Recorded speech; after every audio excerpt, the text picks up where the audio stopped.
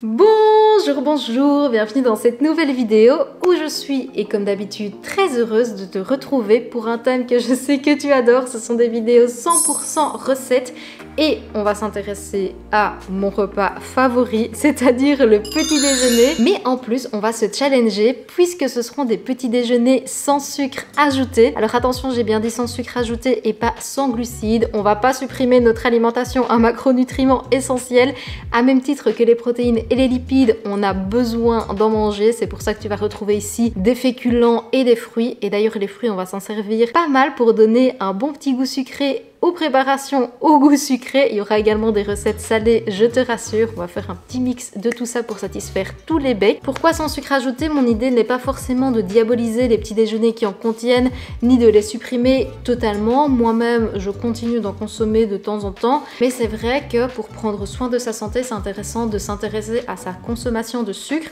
Faut savoir qu'en consommer trop, et ce dès le matin, ça peut avoir un impact sur notre bonne humeur, sur notre fatigue, sur le fait qu'on va avoir des fringales aussi dans la journée. Mais comme aussi culturellement parlant, on a l'habitude de manger des tartines de confiture ou des bols de céréales ou voilà, tout ce genre de choses qui contiennent pas mal de sucre ajouté.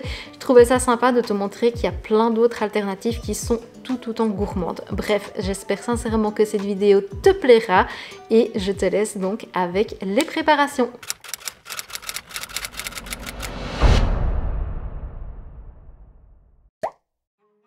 Comme tu le sais, je suis une grande fan de granola, ça me tenait à cœur de t'en proposer une version sans sucre. On commence par constituer un œuf végétal en mélangeant des graines de chia dans de l'eau.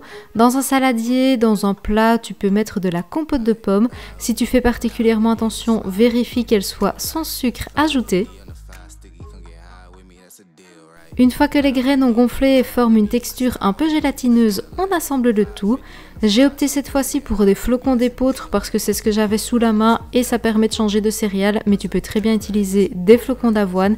Et pour apporter du goût, j'ai ajouté de la noix de coco, de la cannelle et de la vanille. Je sais pas ce que tu en penses, mais je trouve que ça a cette note sucrée justement sans s'en ajouter.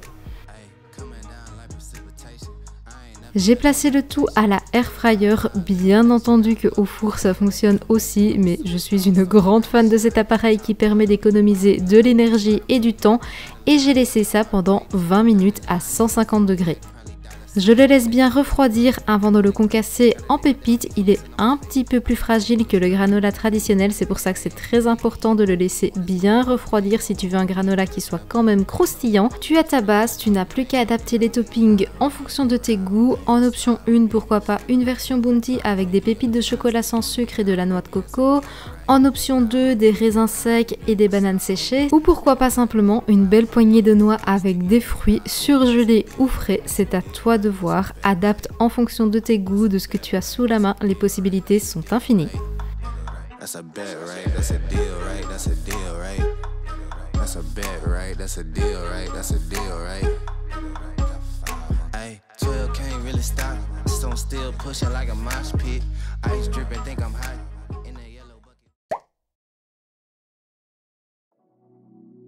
Pour la deuxième idée, on va passer à un petit déj chalet. J'ai commencé par couper des tomates cerises en deux et je les fais revenir dans un petit peu d'huile d'olive.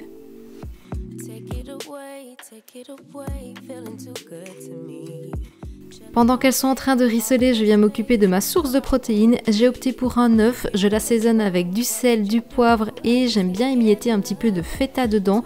Bon, moi je suis un petit peu pas douée pour cette opération, donc j'ai toujours besoin de le refaire en plusieurs étapes. Je mélange bien et je verse sur mes tomates.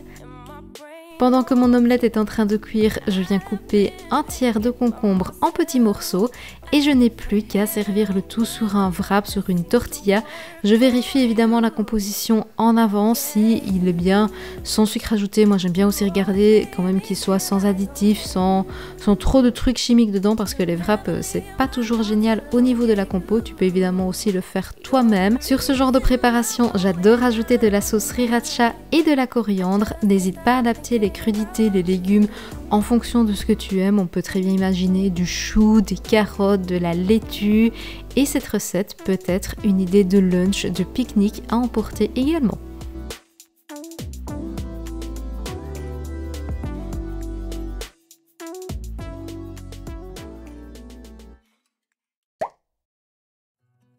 Pour la troisième idée, on commence par se faire couler un déca ou un café. Personnellement, j'opte pour la version déca car comme tu le sais, le café, c'est une boisson qui a tendance à me stresser dès le matin et je le verse sur 2 Weetabix. Ce sont des petites galettes de blé.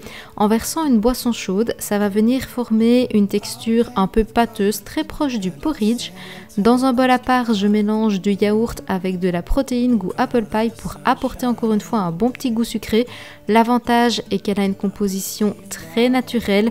Il y a 1 gramme de sucre par portion. Tu vas me dire oui mais du coup il y a du sucre ajouté. Mais en réalité c'est du sucre issu du raisin. Donc ça reste un sucre ultra naturel. Et honnêtement la goût apple pie dans ce type de recette c'est ultra gourmand. Je verse donc mon yaourt sur mes Weetabix. J'ai ajouté un petit peu de cacao pur sur le dessus. Et tu obtiens quelque chose qui a un peu le goût d'un tiramisu. Le gros secret, c'est de le laisser toute la nuit. Comme ça, les textures, les goûts ont bien le temps de se laisser poser. Et le lendemain, tu n'as plus qu'à le déguster accompagné d'un fruit. Moi, par exemple, j'adore le faire avec une poire revenue dans un petit peu de margarine ou une pomme. Tu peux très bien mettre aussi des baies directement à l'intérieur. Pareil, les possibilités sont infinies, mais je suis certaine que tu vas te régaler avec ce petit déjeuner. En plus, il est hyper rassasiant.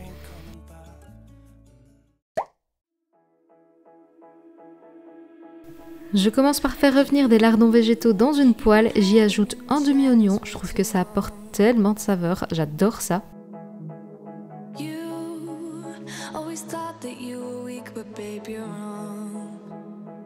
J'ouvre un bagel maison en 2, la recette se trouve dans la vidéo qui s'affiche maintenant à l'écran.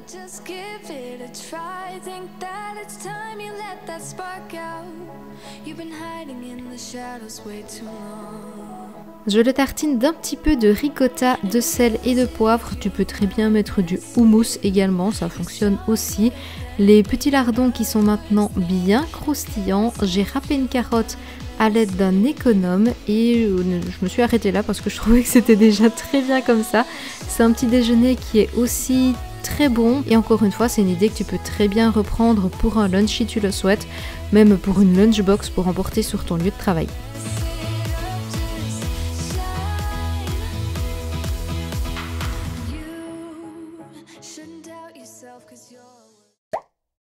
On est déjà à la 5e idée, ça manque cruellement de porridge, c'est pour ça qu'ici je t'en propose un. J'ai encore une fois utilisé des flocons d'épeautre parce que je n'avais que ça sous la main, mais tu peux très bien remplacer par des flocons d'avoine. J'ai mélangé avec de la noix de coco, du yaourt pour apporter beaucoup d'onctuosité et du lait végétal sans sucre ajouté encore une fois. De la protéine vanille, tu as compris, pour équilibrer la recette et pour apporter un bon petit goût supplémentaire. Je mélange bien, j'ai rajouté du beurre de cacahuète, des petites framboises et du gruau de cacao. Donc ça c'est réellement du cacao pur à 100%. Pour les personnes qui sont fans de chocolat noir, je t'invite à tester, c'est très croustillant. On a la saveur de chocolat très puissante et au moins tu as toutes les vertus du cacao qui ne sont pas dénaturées.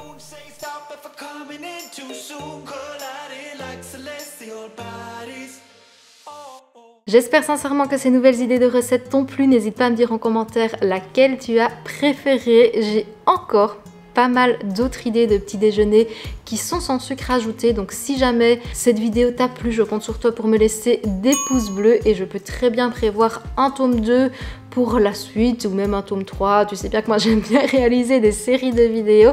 Du moment que ça te plaît et que moi je m'éclate à les réaliser, on a tout gagné. Pense à t'abonner pour ne pas manquer mes prochaines idées de recettes, que ce soit du petit déjeuner en passant par la collation, au repas, de la flemme et même des vlogs où je te partage pas mal de tips bien-être. Ma chaîne a du contenu varié qui, je suis certaine, ne pourra que te faire du bien et t'apporter des pistes de réflexion, des pistes d'organisation et de la motivation.